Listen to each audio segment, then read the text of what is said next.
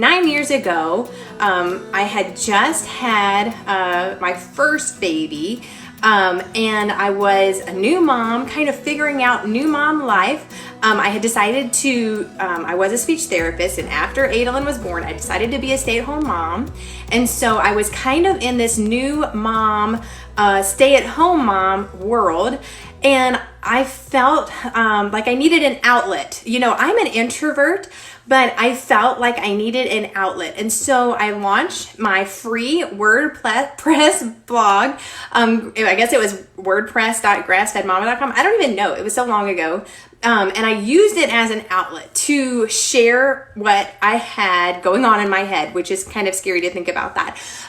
So primarily I shared recipes. I shared healthy mom stuff, like what I was feeding Adolin. She was starting to eat her first foods. And so I was kind of sharing about that and different smoothies and stuff. And at that time I was eating more paleo, I guess, and so I was sharing grain-free stuff and why I thought grain-free was healthy and different stuff about that. And then how to maybe even if you're trying to avoid taking medication, some different things to help with that. So that's what I launched, because I had people that were asking me questions, and I just had this message that I had this outlet, and I needed to talk to somebody. And because I'm an introvert, I used that blog to kind of just let myself get that stuff out of me. And so whenever I saw that was the number one response, that they wanted to learn how to blog, and I was kind of going back in my head, and I'm thinking, gosh, do you even need a blog anymore?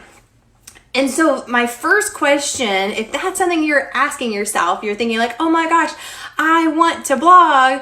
First off, I want to ask you, where is that coming from? Do you just feel like you have, maybe like I was, you have a message, you have you want to share things that are helping you and that you're using and things like that, and just knowledge, do you need a blog for that? Or are there other avenues that you can do that and create a community, maybe even easier now than blogging? So my first question is, why do you want to blog? Why is that something that is on your dream board, or just on your I've always thought about it?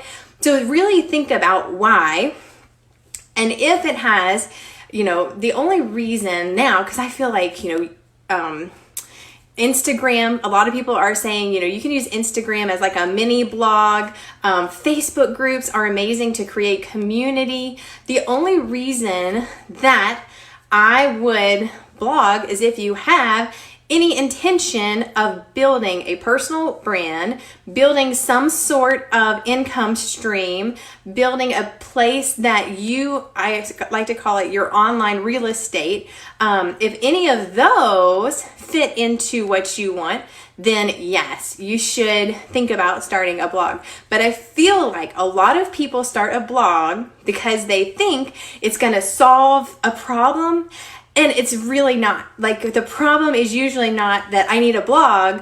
You have to go back and say, well, why? Why is it that I want to blog? And so anyways, I thought that this was a topic that I was just thinking about, and I thought, I really want to talk about this, because I feel like I do get questions a lot from people who want to start a blog. And now, like I said, I have had my blog for over 9 years. There were a lot of people who I met when I first got started, and I did a lot of networking and collaborations and things, and they are no longer blogging. Their site's gone. They did not renew their website, so their site is not even gone. And they had a self-hosted blog, they invested money to get their blog up and going. And so my thought is, was the why that they started their blog different? Because if your why, and I go back to this, a lot of people say you have to ask yourself why 6 times. Why is this important? And if your why is strong enough, then then you're going to see it through, and you're not going to quit, and you're going to keep it going. And if it's something, like I said, like a lot of people just feel like they are called to share, they have a message inside of them. And if you're an introvert like me, I feel like, thank goodness for online opportunities for us, because there's no way that I would feel comfortable sharing things, in a public speaking environment, because I'm definitely more of an introvert. And maybe a lot of bloggers and people who are called to blog feel that way too. But now I feel like, there's so many, I just hit my mic. There's so many other places that if you're just thinking that you want to share your message and you want to impact lives and you want to do all this stuff, like, I don't feel like you have to have a blog. Not anymore, not in 2020. You don't have to. But if you want to build a personal brand, if you want to sell products, online, different things like that, if you want to have like this income stream, then you probably should think about long term. If you want your business to be here in 3 years, 5 years, then that's where I would self-host a blog. If you go to my blog, grassfedmama.com, and you search in, I think they actually have it on the top, is like how we blog. You can learn a little bit of the different tools and stuff that we use on our site. But I'm really not a techie person. Adam has taken over a lot of getting a lot of the back end stuff taken care of. Even, I asked how to start a podcast, and I was like, honestly, if they asked me how to start a podcast, I wouldn't even know how to answer, because Adam did all that for me too.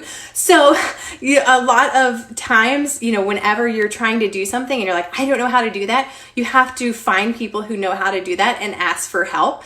And so that was like a caveat to, I was thinking about that today too, is that sometimes if we feel stuck and we're like, I can't do it, it's because we're to the point that we can't do it by ourselves. And that's the point that we have to ask for help. And it's okay to ask for help. But that is a completely different topic. And I am going to leave it in your court. So A, have you ever thought about blogging? B, do you have a blog? And C, this will be fun. If you had a blog, what would you name it? And if you want to know what I think you should name it, you can send me a message. Bye, you guys. Thanks for listening to The Family Hustle with Angela and Adam Parker. We appreciate you guys being here. If you're listening, don't forget to take a screenshot and share it into your stories and tag us at Grassfed Mama. Also, don't forget to subscribe and leave us a review on your podcast player of choice. That helps other people find out about what we're doing, and it's the best thing you can do to help us grow the podcast.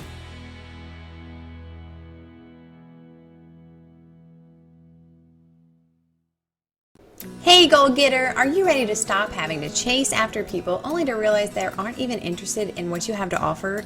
You spend months trying to build rapport and get to know them, and then they never seem interested in buying. What if you could attract your ideal customer to you and have them reaching out for more information about your business and what you have to offer? If this sounds like something you want more info on how you can put into practice, join our Attraction Marketing Bootcamp, where we take 5 days to dig deep into discovering what your ideal customer wants and how you can be the most attractive to them through branding and developing a customer journey. Over the 5 days, you'll have worksheets and videos to guide you through this self-study. To learn more, head on over to grassfedmama.com/attractionmarketing. And now back to the show.